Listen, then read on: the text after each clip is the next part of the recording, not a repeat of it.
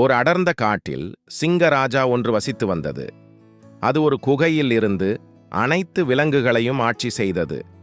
ஒரு நாள் ஒரு நரி சிங்கத்தின் குகையை கடந்து சென்றபோது சிங்கம் நரியை அழைத்தது. நரி, இங்கே வா. வருகிறேன் அரசே.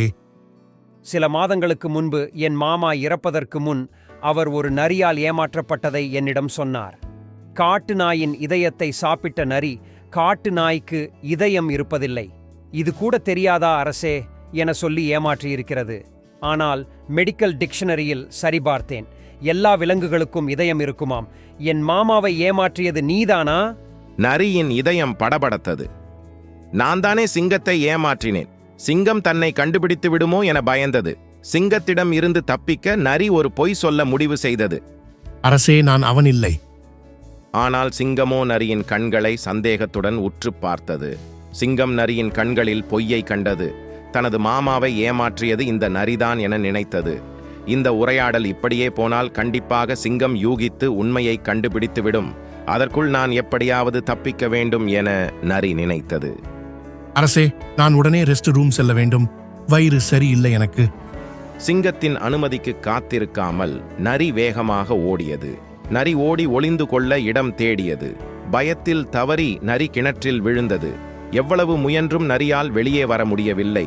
கிணற்றுக்கு மேலே உள்ள மரத்தில் இருந்த பறவை நடப்பதையெல்லாம் பார்த்து கொண்டிருந்தது. வெயிலின் கடுமை அதிகமாக இருந்ததால் மிகுந்த தாகத்தில் இருந்த ஆடு நீரை தேடி அலைந்தது. கிணற்றின் அருகே வந்த ஆடு கிணற்றை எட்டி பார்த்தது. கிணற்றில் நரியை கண்ட ஆடு, கிணற்றினுள் உங்களுக்கு என்ன வேலை நரி? கிணற்றில் தண்ணீர் கொஞ்சமாக இருந்தது. மரத்தில் அமர்ந்திருக்கும் பறவையோ கிணற்றில் உள்ள தண்ணீர் மிகவும் சுவையாக இருப்பதாகச் சொன்னது. நான் எப்படா தண்ணீர் சுவையாக இருக்கும் என்று சொன்னேன்? பெரிய பொய்யா அடிச்சு விடுறானே. நான் தண்ணீரை சுவைக்க குதித்தேன். குளுக்கோஸ் தண்ணீரைப் போல மிகவும் இனிப்பாக உள்ளது. நீயும் வா, வந்து இந்த தண்ணீரை குடித்துப்பார்.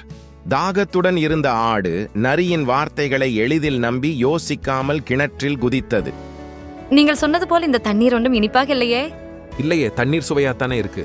நீ அதிக சுவையை எதிர்பார்த்திருக்கிறாய். எனவேதான் இந்த தண்ணீர் உனக்கு மிகவும் சுவையாக தெரியவில்லை. நம் கிணற்றிலிருந்து எப்படி வெளியே செல்வது? கவலைப்படாதே, நாம் இருவரும் தப்பிப்பதற்கான திட்டம் என்னிடம் உள்ளது. பிளான் இதுதான். நீ உன் முன்னங்கால்களை கிணற்றின் சுவரில் வைக்கவும், நான் உன் முதுகில் ஏறி வெளியே குதிப்பேன். நான் வெளியே வந்ததும் உன்னை ஒரு கயிற்றால் மேலே இழுப்பேன். நரியை நம்பிய ஆடு சம்மதித்தது. தன் முன்னங்கால்களை சுவரில் வைத்தது. நரி ஆட்டின் முதுகில் ஏறி ஒரே பாய்ச்சலில் கிணற்றிலிருந்து வெளியே குதித்தது. நரி, நான் செய்த உதவிக்கு என்னை நீ காப்பாற்று. கொஞ்சம் பொறு, கயிறுடன் நான் திரும்ப வருகிறேன். ஆட்டை கிணற்றில் மாட்டிவிட்டு நரி காட்டுக்குள் ஓடியது. மரத்திலிருந்த பறவையோ ஆட்டின் மேல் இறக்கப்பட்டு பறந்து சென்றது. வழியில் எல்லோருக்கும் உதவும் புத்திசாலி முயலைக் கண்டது. முயல், சீக்கிரம் வா, நரியால் ஏமாற்றப்பட்ட ஆடு கிணற்றில் மாட்டிக்கொண்டுள்ளது. முயல் கிணற்றை நோக்கி விரைந்து சென்றது. ஆடு உள்ளே சிக்கியிருப்பதை பார்த்தது. Don't worry, I will help you. முயல் விசில் சத்தம் எழுப்பி உதவிக்கு அழைத்தது. சில நிமிடங்களில் கயிறுகள் மற்றும் கருவிகளுடன் முயல்களின் குழு வந்தது. முயல்கள் ஒன்று சேர்ந்து ஏணியை கிணற்றில் இறக்கி ஆட்டை காப்பாற்றின. Thank you, Rabbit. You saved me. மற்றவர்களுக்கு உதவும் போது நம் மனம் மகிழ்ச்சி அடைகிறது. நீ அடுத்த முறை கவனமாக இரு. யாரையும் எளிதில் நம்பிவிடாதே. முயலாட்டுக்கு ஒரு புத்தகத்தை பரிசளித்தது. படி இதை, உன் புத்தி கூர்மையடையும்.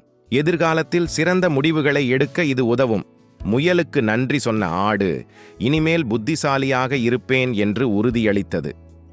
ஆடு நல்ல ஒரு வாழ்க்கை பாடத்தை கற்றுக்கொண்டது. நல்ல விஷயங்களை பெறுவது எப்போதுமே எளிதானது அல்ல. தவறான நபர்களை நம்புவது சிக்கலுக்கு வழிவகுக்கும்.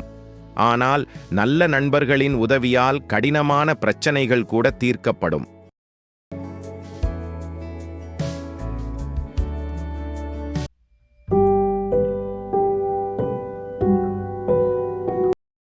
Hello, if you like it, please subscribe.